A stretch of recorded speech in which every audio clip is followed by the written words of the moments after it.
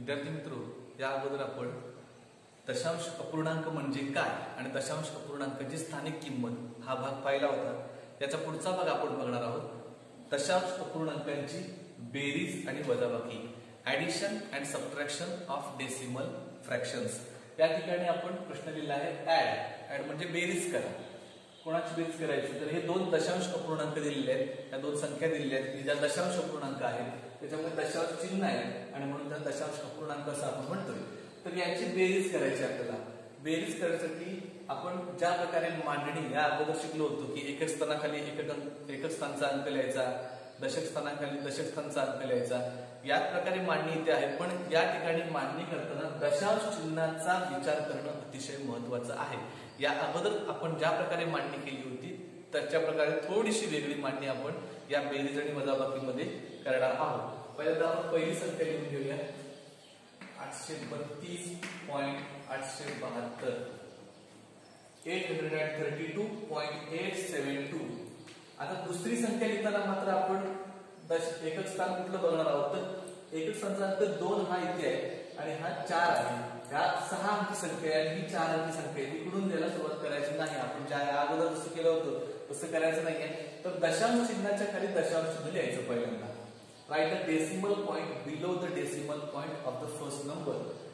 After that, unit place चा number कुठला आहे 4 तो लिहायचा। म्हणजे दशांश चिन्हाच्या खाली दशांश चिन्ह लिहायचं आणि नंतर मग त्या दशांश चिन्हाला अनुसरून बाकीचे अंक लिहायचे। म्हणजे या ठिकाणी पाठीमागे येतील 4 आणि 7 आणि पुढे असतील दशांश चिन्हाच्या 2 आणि 3 अशा प्रकारे संख्या लिहायची। वरती 6 अंक दिसतात, खाली 4 अंक दिसतात, पण त्याची मांडणी कशी दिली आहे ते लक्षात घ्या। दशांश चिन्हाच्या खाली दशांश चिन्ह लिहायचं आहे आणि मग त्याला धरून बाकीचे अंक लिहायचे आहेत। आता इथे काही जागा रिकाम्या दिसतात, इथे या ठिकाणी आपण 0 लिहून घेतलं तरी चालेल, म्हणजे सगळ्या संख्या समान दिसतील। आणि यापुढे मात्र आपण बेरीज जी करायची आहे ती आपण रेग्युलर ऍज इट इज आपण या अगोदर ज्याप्रमाणे बेरीज केली होती तशीच बेरीज करायची आहे, फक्त दशांश चिन्हाच्या खाली दशांश चिन्ह लिहून ठेवायचं। मग इकडून करूया 2 + 0 बरोबर 2, 7 आणि 3 10, 10 चे 0 आले, हातचा आला 1, 8 आणि 2 10, 10 आणि 1 11, हातचा आला 1। तसंच पुढे करत जायचं।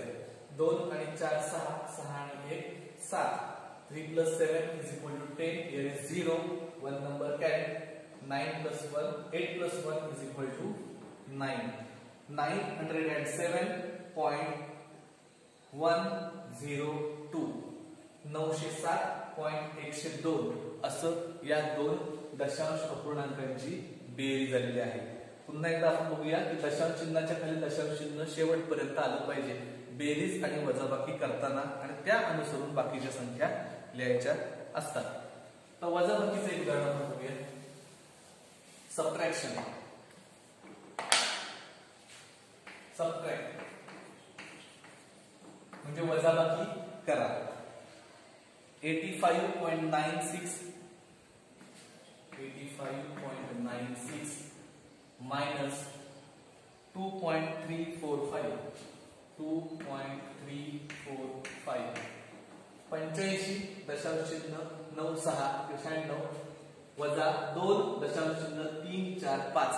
आता इकडे पण 4 अंक दिसतात, इकडे पण 4 अंक दिसतात। दोन्ही संख्यांमध्ये 4 अंक जरी दिसले असले तरी ते 4 अंक एकेकाच्या खाली एक येणार नाही, कारण आपण वजाबाकीने बेरीज करताना म्हटलं होतं की दशांश चिन्हाच्या खाली दशांश चिन्ह लिहून त्याची मांडणी करायची आहे। म्हणजे पहिल्यांदा आपण संख्या लिहिल्या 85.96 मायनस वजा करायचं आहे।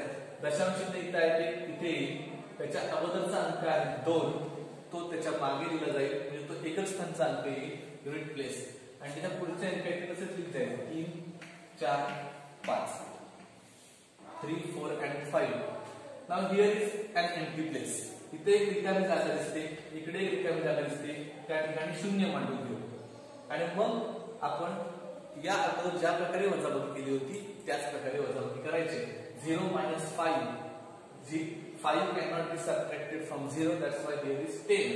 10 तून 5 गेले, उरले 5, हातचा आला 1, 4 आणि 1 आणि 5, 6 मधून 5 गेले तर उत्तर येते 6 मधून 5 वजा केले तर उत्तर येईल 1।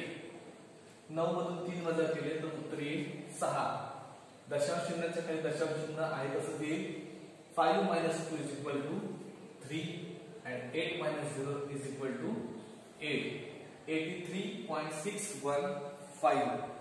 83 दशांश चिन्ह 615 किंवा 615 अशा प्रकारे त्याची वजाबाकी करायची आहे. आपण बेरजेचं एक उदाहरण बघितलंय, वजाबाकीचं एक उदाहरण बघितलेलं आहे. दोन्ही ठिकाणी कन्सेप्ट सेम आहे की दशांश चिन्हाचा विचार करूनच त्या अंकांची मांडणी करावी आणि मग त्यांची बेरीज किंवा वजाबाकी करावी. सराव संच 14 मध्ये दुसरा आणि तिसरा प्रश्न या प्रकारे बेरीज आणि वजाबाकीचा सोडवायचा आहे. धन्यवाद.